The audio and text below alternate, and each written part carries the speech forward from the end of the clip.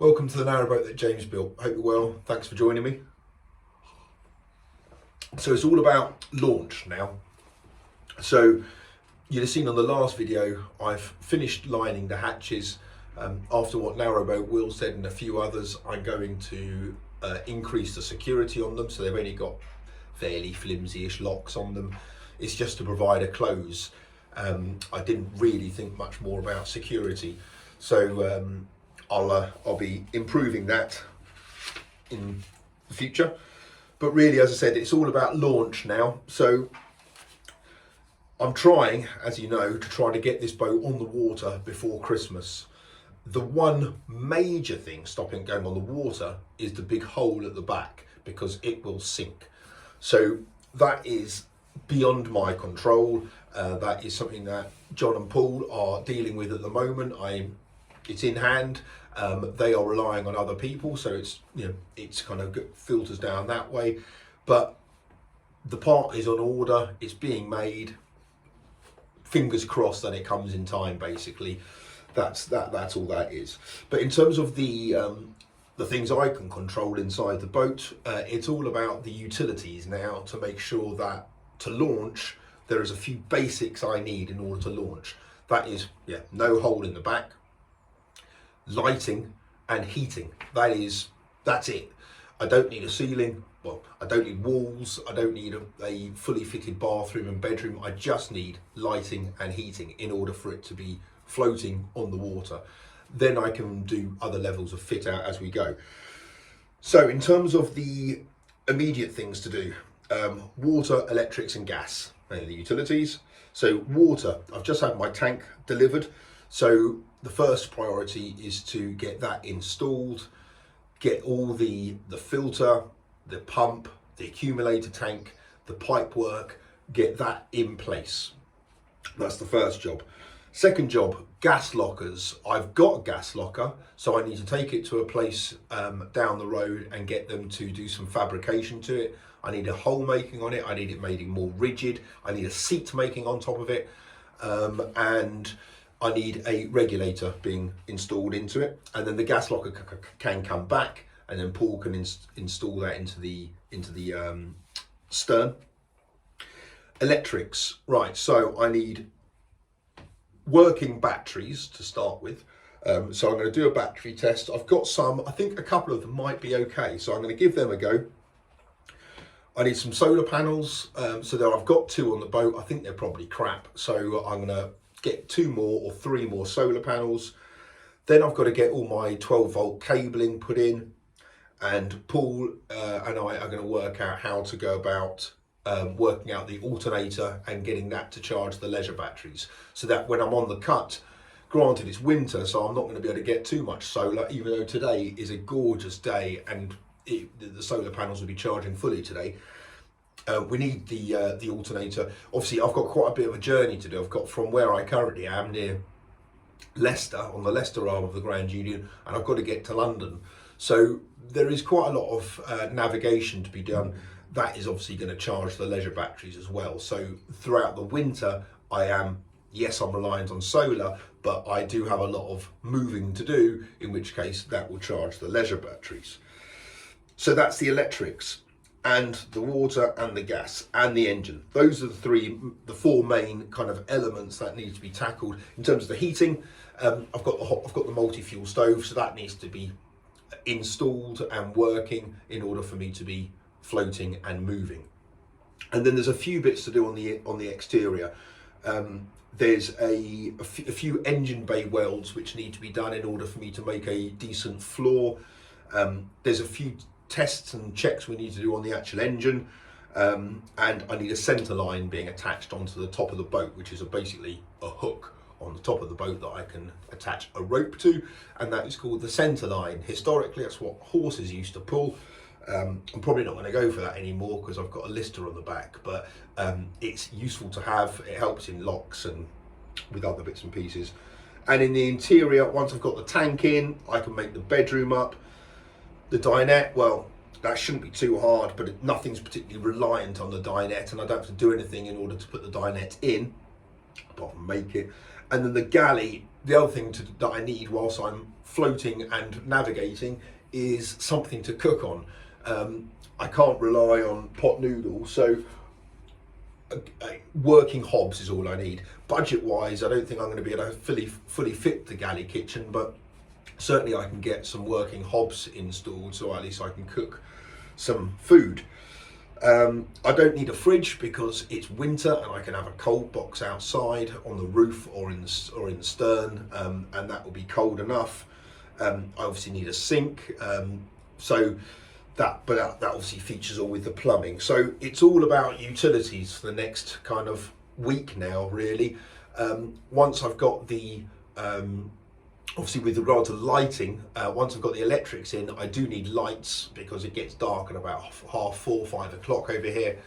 So yeah, the ceiling is going to need to be done before I leave, because that is really the only way of storing light on board. So that's the plan, and then look to get a crane. I think there's a crane here on the 17th of December, which is just less than a week away. I think the work on the back of the boat is about a week, so it's going to be touch and go. Let's crack on. Well, one of the reasons I've come down to the canal side here is because I need to measure how much of this I've got. This is 15mm flexi pipe. This came with the boat, so that's why I don't know how much is here. And the good thing is this is made by a company called John Guest, and they are the ones to go for if you can for this stuff. It's click and fit stuff, you know, it's push and fit, whatever they call it. But I've got no idea how much I've got, so I'm just gonna unravel it, and I can't do this on the boat obviously, and work out how much I've got and how much I need to buy.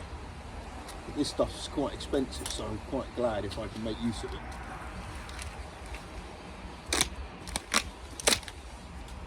It'd be nice to have something on the boat that I could use, although it does look like I might be able to use some of the one or two of the batteries.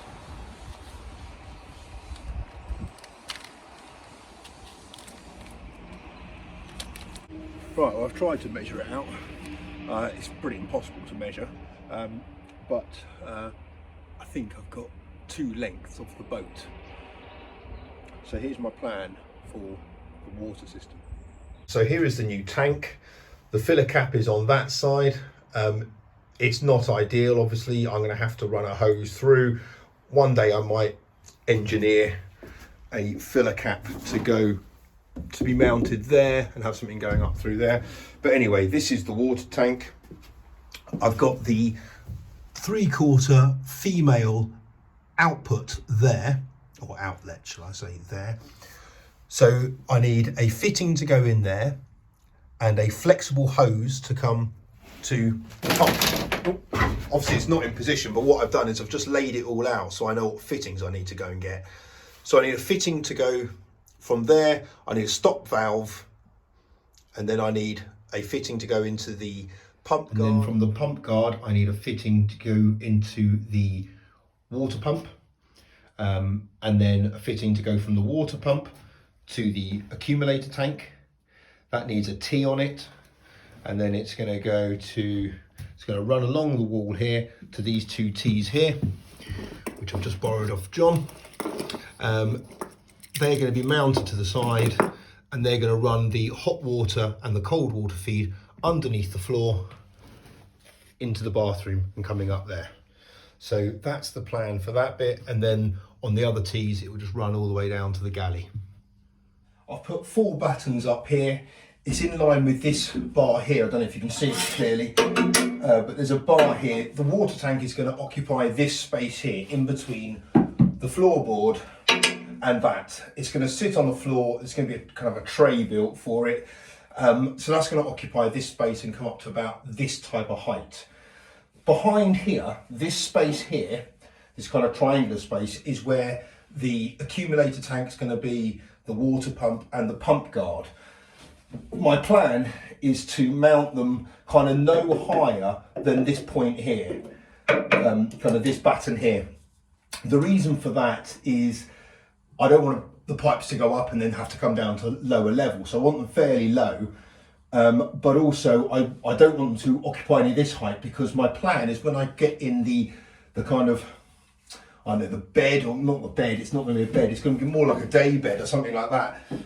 I'm going to want this area here, which is pretty much unusable. The only thing you can put in there is feet, is what I'm thinking. So if the top of the level kind of came up to about here, there's enough room for a couple of kids to have their feet pointing down at the end. It might not be ultra luxurious, but you know, all these things matter. And there's a couple of foot there, which, to be honest, excuse the pun, to be honest, there's very little else I could do with it apart from put a hose pipe in, which even if I did, is not going to restrict me. So that's the plan now, is to cut some timber and batten these two sides here. And to line these two bits here. I'm not going to bother lining this bit in the middle where the tank's going to be, because the tank's going to be here. You're never going to see it. Okay, so the two panels are up. I've put some spray foam insulation, it won't surprise you to learn, in the gaps. But you can see a little bit clearer now that the gubbins for the water system are all going to basically sit, they're all going to be mounted to the sides there. They can all work in any kind of omnidirectional, to be honest, but I'll see how they all fit in. Obviously the accumulator tank is the big one. It's not particularly, you know, it's not oversized or anything, but it's an 8 litre one, so that's, anyway, it'll be enough to fit in all of that stuff there. The pipes from the tank will obviously come underneath this into the system, so that works quite nicely. There's a hole there if I needed it, but I don't think I will. I'll just run it underneath, and then the pipes will run across there with clips and being taken down towards the those T's there for the bathroom. Now I've put in the lower walls underneath the gunnels here, right at the bow, for the water system bits and pieces to go into.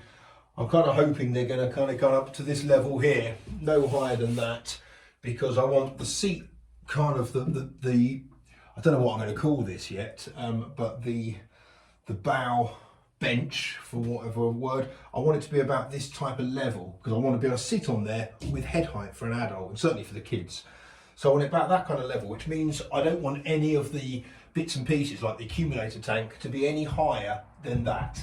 So I want it all kind of hidden in that triangular area there, which should be fine. I've got enough room for it all. And the way I'm putting it all together is with this stuff. It's Speed Fit from John Guest. There's a few different varieties of this available on the market. Screwfix do their own, Wix do their own, and all sorts.